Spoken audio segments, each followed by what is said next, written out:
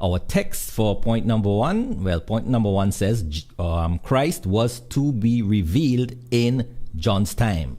Christ was to be revealed in John's time. And our points for our scriptures for this point are Revelation 1 verses 1 to 3, Ezekiel 6 verses 10 to 14, John 13 verse 19, Matthew 24 verses 3, 30 and 33 to 34, John chapter 21 verses 22 to 24, Matthew 16 verses 27 to 28. Those are a lot of that's a lot of information. So we want to go straight to our Bible and look at Revelation chapter 1 verses 1 to 3. It says there, "This is the revelation of Jesus Christ, which God gave him to show his servants what must soon come to pass. He made it known by sending his angel to his servant John, who testifies to everything he saw. This is the word of God and the testimony of Jesus Christ.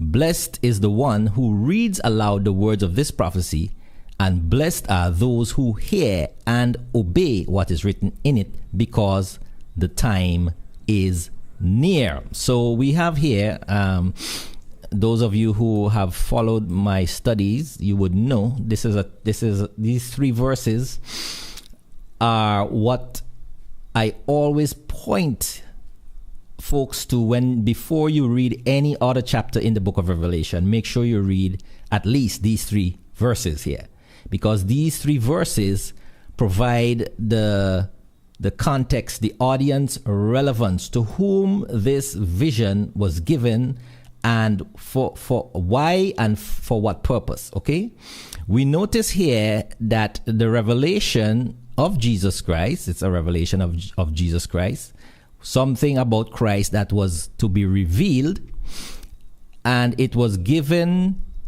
to show his servants, whether it's the servants of God or the servants of Jesus Christ, what must soon come to pass. All right, he made it known by sending his angel or his messenger to his servant John. So we notice the servants here in the first case would be the apostles, right? So this vision of the revelation of Jesus Christ was given firstly to the apostles, and so it had to have relevance to the apostles. It had to be relevant to their time.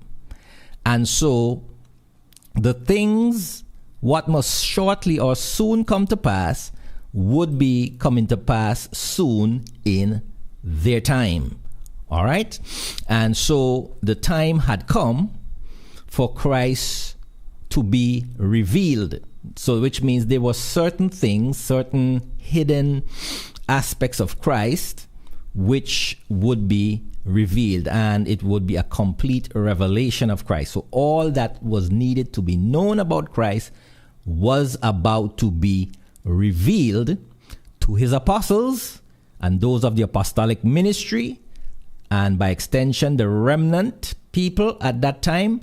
And this revelation of Christ would be seen in the catastrophic events which were predicted in the vision.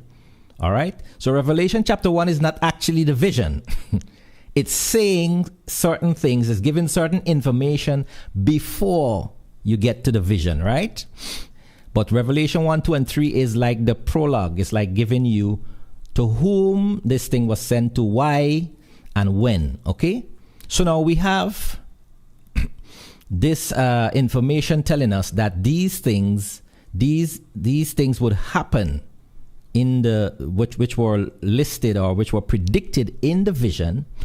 They were going to happen soon. They were soon to come to pass. And as usual, I always make the point that soon is not soon from when you read it. When you in the 21st century read in the vision, the soon doesn't apply to you. The soon was for John and the people living in his time. These things would come to pass soon from John's perspective or from John's point in time. So as these events occurred, they would be seen to manifest Christ's presence. All right? Ezekiel chapter 6, for example, is a good example of this. All right? Ezekiel chapter 6, we have Ezekiel, the prophet to Israel. And if we jump down to verse 10, we have here where the Lord, through his prophet Ezekiel, was predicting a day of judgment, a time of judgment to come upon Israel because, as usual, Israel was in apostasy. They were breaking they were transgressing their covenant. They were not keeping their covenant obligations. So the Lord would oftentimes allow them to be defeated. They would allow them to be, and in this case, he was talking about where Nebuchadnezzar of Babylon would come bringing destruction. He said, "This is what the Lord says, clap your hands, stomp your feet, and cry out, alas, because of all the wicked abominations of the house of Israel, who will fall by the sword and famine and plague. He who is afar off will die by the plague. He who is near will fall by the sword, and he who remains will die by famine. So I will vent my fury upon them. Then you will know that I am the Lord." Now I want us to take note of this. You see, in the famine, in the plague, in the sword, that means an army invading and destroying using the weapon of the sword. In those calamities which the Lord would allow to come upon Israel, would be, then you will know that I am the Lord, right? You could also word it to say, then you will see that I am the Lord. Okay? Through these judgments which were coming on Israel. When I say you, I mean Israel, right? Then Israel would see that I am the Lord. When their slain lie among their idols around their altars, on every high hill, on all the mountain tops, under every green tree and leafy oak, the places where they offered fragrant incense to all their idols, I will stretch out my hand against them, and wherever they live, I will make the land a desolate waste, from the wilderness of Diblah. Then they will know, here's that phrase again, then they will know, or then they will see that I am the Lord. All right? Now look at how Jesus said something very similar to that in John chapter 13, verse 19, okay? John chapter 13, verse 19, and we're going to read this in the Faithful Version translation. It says here, look what Jesus said to his disciples. I am telling you at this time, before it happens, so that when it does happen, you may believe that I am. Now notice, in the Old Testament we just read there, God was bringing all of these judgments upon Israel because of their apostasy. And he says, when these things happen, you will know that I am the Lord. Okay? Now look at Jesus says, I'm telling you about these things. I'm making these predictions so that when they happen, you may believe, or you may see, or you may know that I am. So notice, the things that Jesus predicted, when they happened, when they occurred, it would be as evidence that he is, or he's using the I am, which is the name of his Father, which is the claim to being divine, right? So he's saying, you may believe that I am, right? So the fulfilled prophecy was Jesus's claim to divinity, right? And that was what was being revealed in the revelation. Jesus's divine nature, his divine prerogatives, right? That was how he was being proved, or it was being proved that he was indeed the Son of the living God, seated on the right hand of the Father, or the right hand of power, reigning in the heavens, which is all in the realm of the unseen, right? So how would his presence be detected? How would his presence be felt or seen or understood or perceived? It would be through these acts of judgment, which he, as the executor of God's wrath, was going to bring upon Israel for their transgressions of that covenant which they had been under. So these judgments in the ancient times were called comings of the Lord, right? When the Bible talks about the coming of the Lord, it's not unique to Christ. It was not unique to the Son of God. They were comings of the Lord in the ancient scriptures as well. And these were where the Lord manifested his presence. Now, not his form. His presence was manifested, not his form. Okay? So there was not a form which men could see and said, look, that is the Lord. But his presence was manifested within the calamity, within the judgment, whether to punish or to save. And in those two aspects, punishing or saving, his presence was perceived. In other words, then men knew that this was of the Lord. Then men knew this was the Lord had come and had judged or had saved. Okay?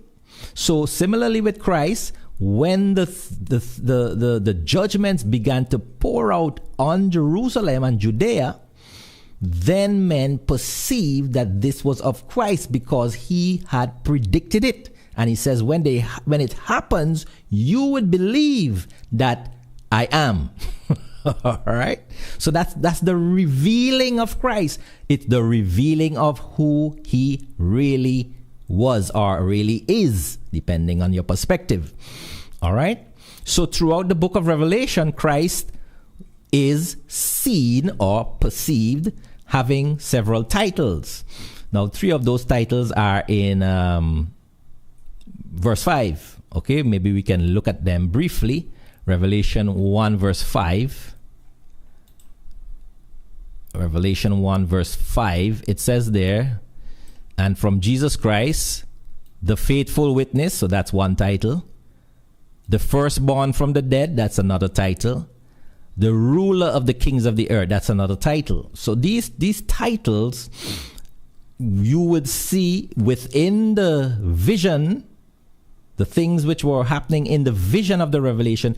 Christ would be depicted as the faithful witness. You would see him being depicted as the firstborn from the dead. You will see him being depicted as the ruler, or the one who has authority over the kings of the earth, or greater authority than the kings of the earth, right?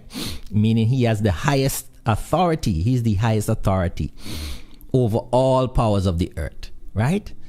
In the unfolding of the events which the revelation predicted, which were, as verse 1 and 3 say, to come to pass in the time of John and those living in John's time, Christ was to be revealed as functioning in these roles or titles or offices on behalf of heaven and on behalf of humanity.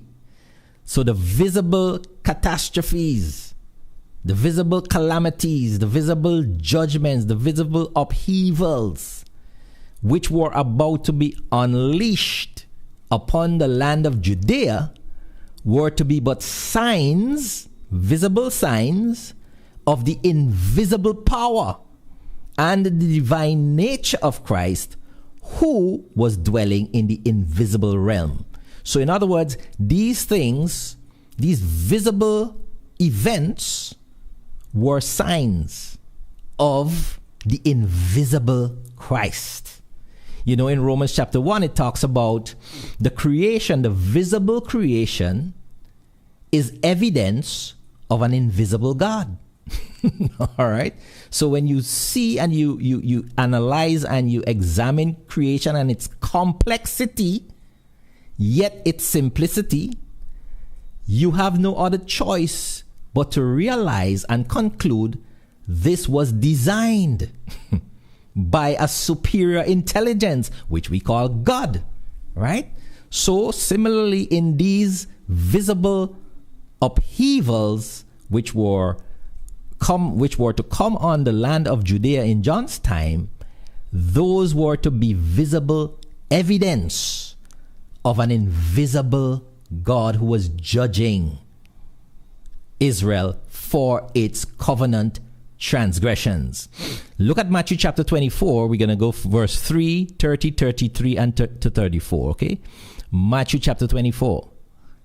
All right, Matthew 24. Look what it says there, verse 3. All right. Let's go back to our Berean Study Bible. It says, while Jesus was sitting on the Mount of Olives, the disciples came to him privately. Tell us, they said, when will these things, these things would be, they were referring to the destruction of the temple at Jerusalem. All right. So they're asking, when would the destruction of the temple at Jerusalem happen? And what will be, look now, the sign of your coming? And remember I said this word coming here is presence. Okay, let me put it in the lexicon for you. Notice it's the word parousia. Okay, a being near. Okay, an aspect, a presence. Okay, so what would be the sign of your presence? Okay, now let's ask the question, why would it be necessary for them to see a sign of Christ's presence instead of seeing his very presence? It is obvious that they understood that his presence would not be visible. Okay? His presence would not be visible. Therefore, they would need to see a sign, evidence of his presence, visible as evidence of his invisible presence. So understand, Christ parousia, which most Bibles put it as coming, but when you go to the Greek, that word there is parousia. Christ's presence was never to be a form, a visible form, whether of a physical body or some supernatural visible body. It was always to be an invisible presence, so that there needed to be a sign or signs of that presence, right? Let's move on to verse 30. Where verse 30 says, if we look at our modern literal Bible, it says there, and then will appear the sign, okay, visible evidence of the Son of Man in heaven. All right, now notice the difference. You have the Son of Man in heaven, the Son of Man who is in heaven, right? Which means the Son of Man who is in the realm of the invisible. That's what heaven is, the invisible realm. So the Son of Man in the invisible realm, there needs to be a sign, a visible sign, a visible evidence that would let the people in John's time know that the Son of Man is in heaven. In other words, he is in his divine role now. He has taken the glory of his Father. He is reigning on his Father's throne. All of these divine prerogatives he is now exercising, and there would be a sign to let them know that. Okay? It's not that you look up in the sky and you see some cross in the sky or something like that. No. The sign would be events, or an event which would happen on the earth in the time of the disciples, which would be evidence that the Son of Man indeed is in heaven. Right? That's what the sign of the Son of Man was. And so we go down to verse 33 now. It says, even so you also, meaning you, who is the you there? It's the disciples. That's who we were speaking to. So he says, you disciples also, when you disciples see all these things mean all the signs of him being the judge in heaven, executing the wrath of God, you know that it is near, even at the doors. What it is the end of the age. Okay, that's what they asked in verse 3 also. Okay, even at the doors. Okay, so verse 34 says, truly I tell you, this generation will not pass away until all these things have happened. Good? This generation will not pass away. What generation was that? The generation to whom he was speaking. Again, so all these things were to happen in the time of the disciples, in that generation of Israel. You can't get away from it. It is there over and over and over again, right? So those events must have shortly come to pass, as Christ predicted. And when they came to pass, they were so that when the folks saw them, they would believe that Christ was I am. Okay? And they had to come to pass in John's earthly lifespan. That his lifespan, his earthly lifespan, was the time frame which Jesus himself had set for the accomplishing of his return. Look at how he put it in John chapter 21. John chapter 21. All right, let's jump down there. Book of John, chapter 21. And verse 22. Look at what Christ said down there. Jesus answered, if I want him, and the him here is John, okay? If I want John to what? Remain until I return. What is that to you? Okay? Jesus is saying, I want John to remain till I return. So John was one of those who would remain until Christ's return. And you remember Christ made that promise also in Matthew 16. Matthew 16 verse 27, right? These are some of the texts that many of you already know who've been following me, so you probably would know this already. But when Christ was speaking to his disciples, and as well there were other folks who were standing there listening to him, he said to them, for the Son of Man will come in his Father's glory. Notice, he will come in his Father's glory, which means he will come in his Father's divine nature. And his Father is spirit. His Father is invisible. Right? So his coming would be in the realm of the spirit. It would be invisible. So that's why there would need to be a sign of his coming.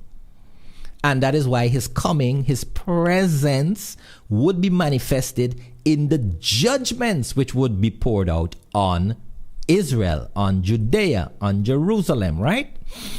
So he would come in his Father's glory with his angels. If he's coming in his Father's glory, you can't see him with your natural eye. And then he would repay each one according to what he has done. That's the judgment of good and evil, right? Under the old covenant. Truly, I tell you, some who are standing here will not taste death before they see the Son of Man coming in his kingdom. Okay? So this event where Christ would come in his invisible glory would happen before some of the people who were standing there listening to him passed away. Okay? Tasted death. Good? So John was one of them. Okay? John was one of those. So we see here that the book of Revelation, the revelation of Christ, was to happen in the time of John. He would be revealed as the I am in John's time.